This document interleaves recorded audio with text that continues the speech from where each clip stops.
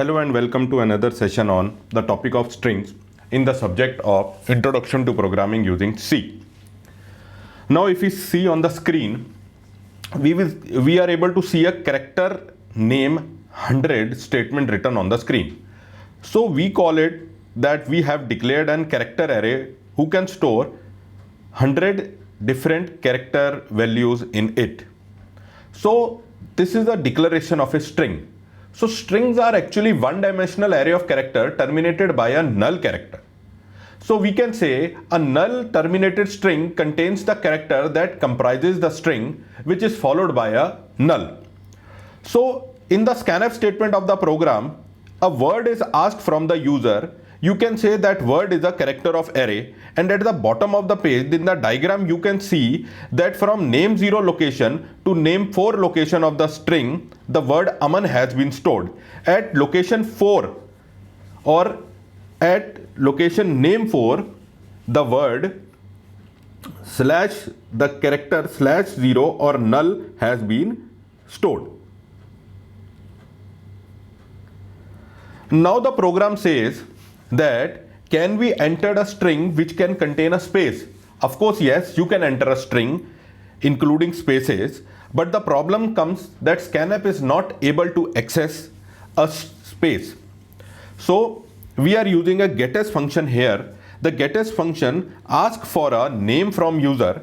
As we know that name can store total 100 characters in it, so the word Mr. Aman was entered by the user. Now Mr. and Aman has a space in between. So if we look at the diagram on the screen, it says that from name 0 to name 6, Mr. Aman has been stored, and at name 7, the null is stored.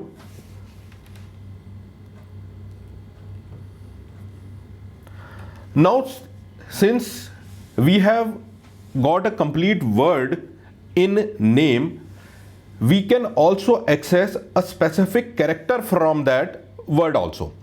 Now if we see in the getAs statement of the program, we can see that name Aman has been entered by user. Now at name 0 A is stored, name 1 M is stored, at name 2 A is stored, at name 3 N is stored, and at name 4 null is stored. From name 5 to name 99, these locations are not used. Now, if we want to see only first 3 characters, in the printf statement, we will be writing name 0, name 1 and name 2, and on the screen AMA will be displayed.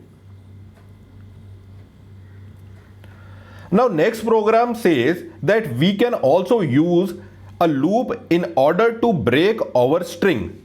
Now, if we observe the program, we can see that getAs statement asks for the name from user. That name is Aman in our example. strlen function, which has been shown by the highlighted text, counts the how many characters are there in the name, or you can simply say that it counts the length of the name. Now in this case, if we start counting from index value 0, then we will be able to count till 4 because name 4 is having null value. So string length function will give value of 4 to length variable. Now the for loop, the highlighted for loop says the value of variable I will start from 0 and it will go till the value less than length. The length is 4 in this case. This means that value of I will start from 0 and value of I will go till 3. At name 4, null was stored. Based on our loop, A, M, A and N will be displayed, and whatever is stored at name 4 will not be displayed.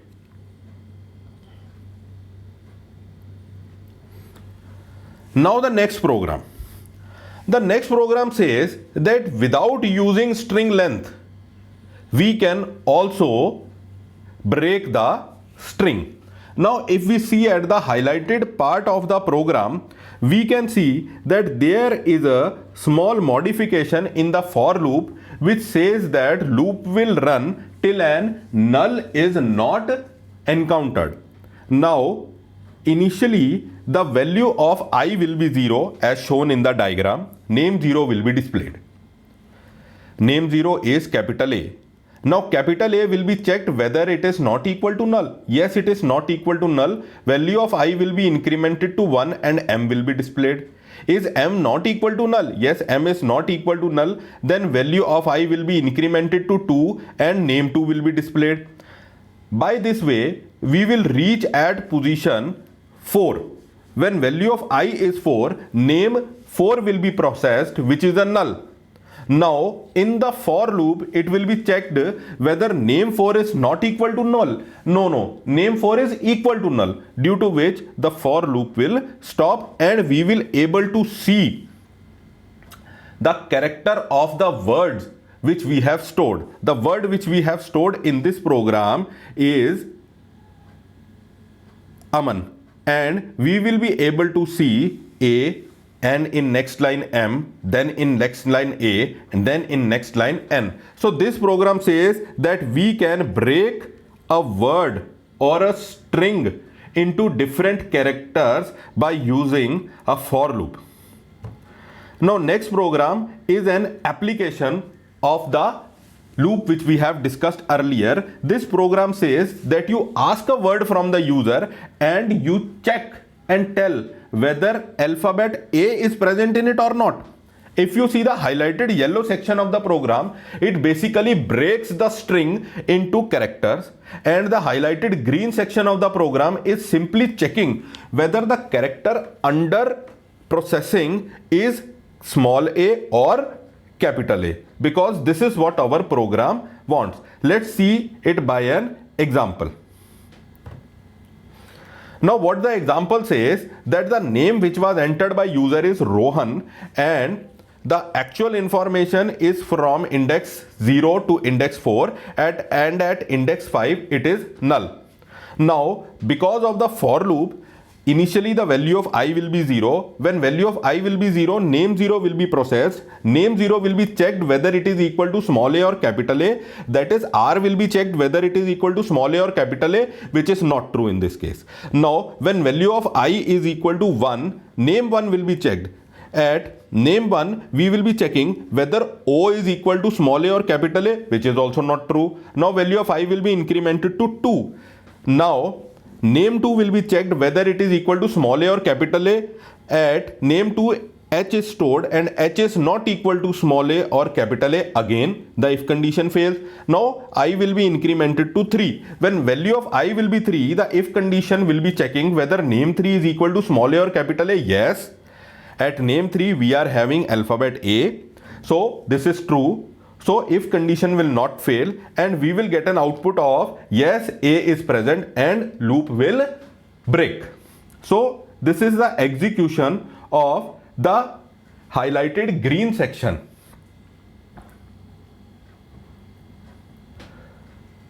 Now this program is same as that of the previous program which we have discussed, but now this program is counting how many A's are present.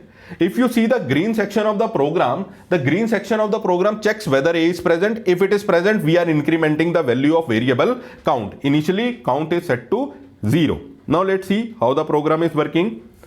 Now the word which has been stored or which has been asked from the user is Raman.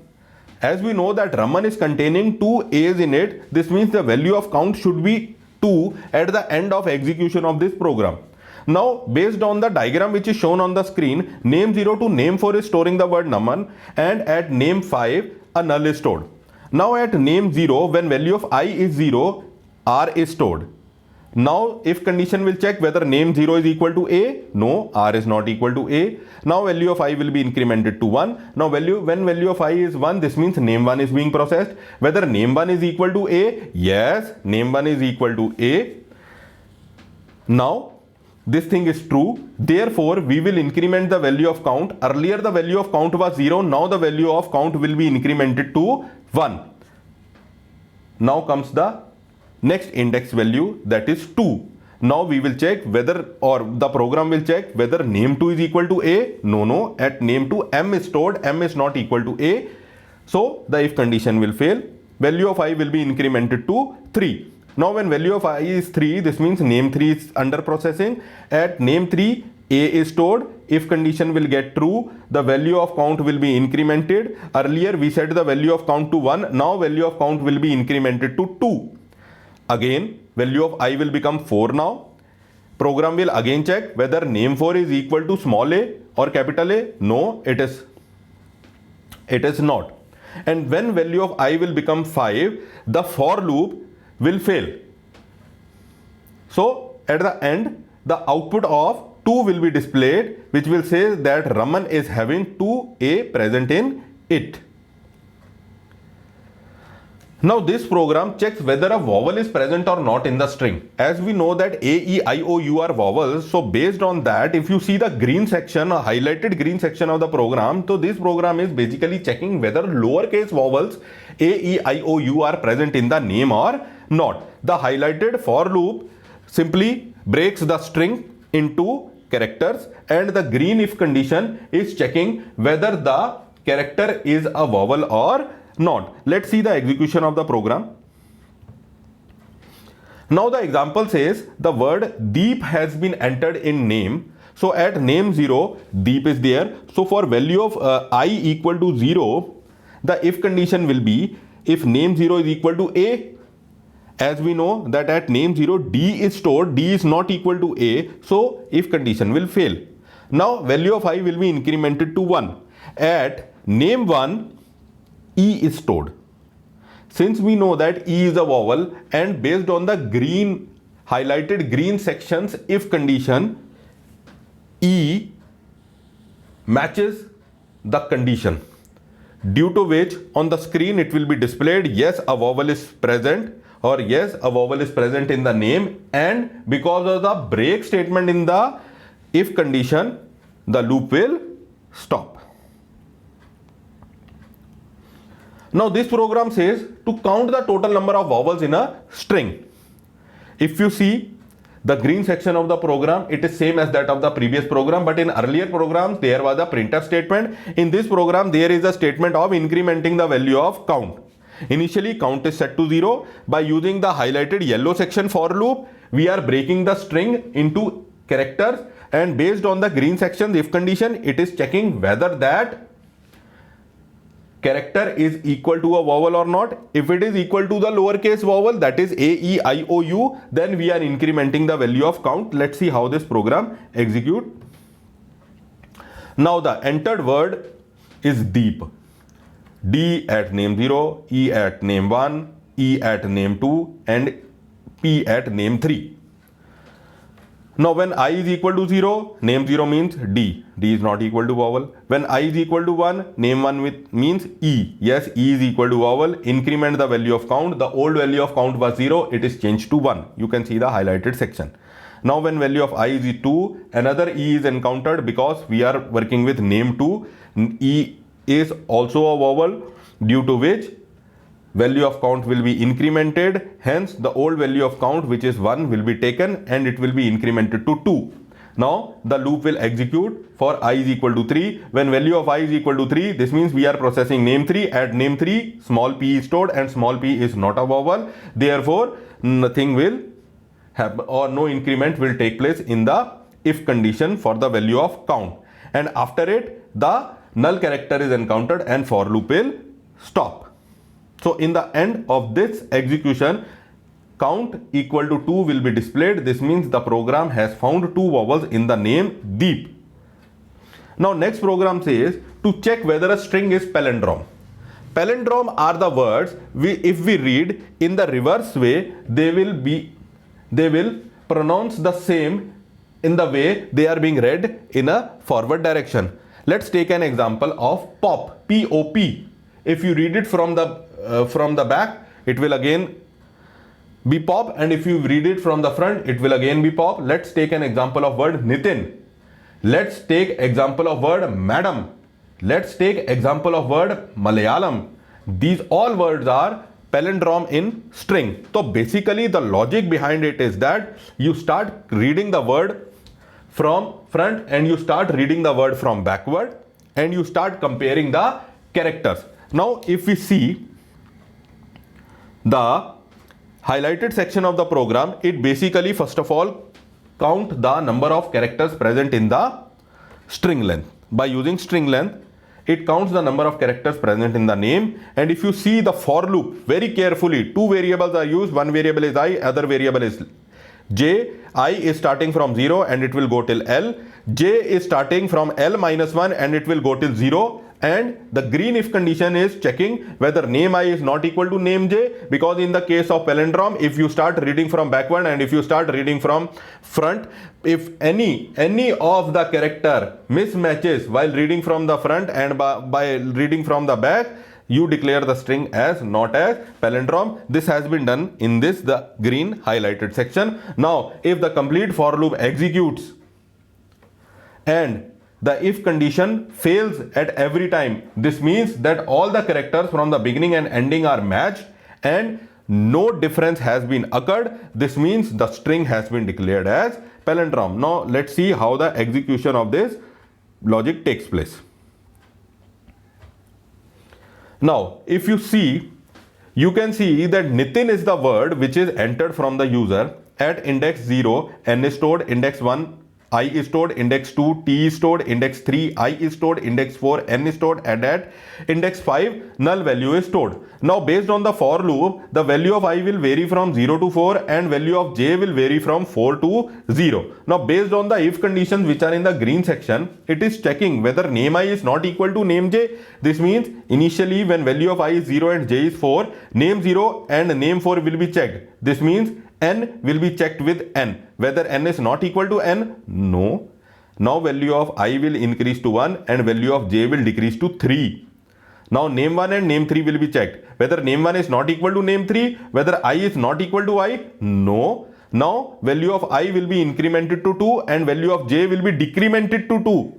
Now again the if condition will check whether name 2 is not equal to name 2, whether t is not equal to t. No. If all these if conditions fails, then this means that whatever the characters which we have read from the front and whatever the characters which we have read from the back side are same. This means the word which has been entered can be read from the front and can be read from the back side and it will pronounce the same. So such sort of words are called palindrome, and in this example Nitin has been declared as palindrome. Now next program says to replace all the white spaces with the hyphen. Now the string name is data. In this case we asked for the data from user and user entered IND space and then 1. Now the highlighted for loop says that by using this for loop I can break the word IND space 1 into characters. Now data I equal to space, the green section of the program is checking whether the character under consideration is equal to space. If it is equal to space, you replace it with a hyphen. Let's see the execution of this program.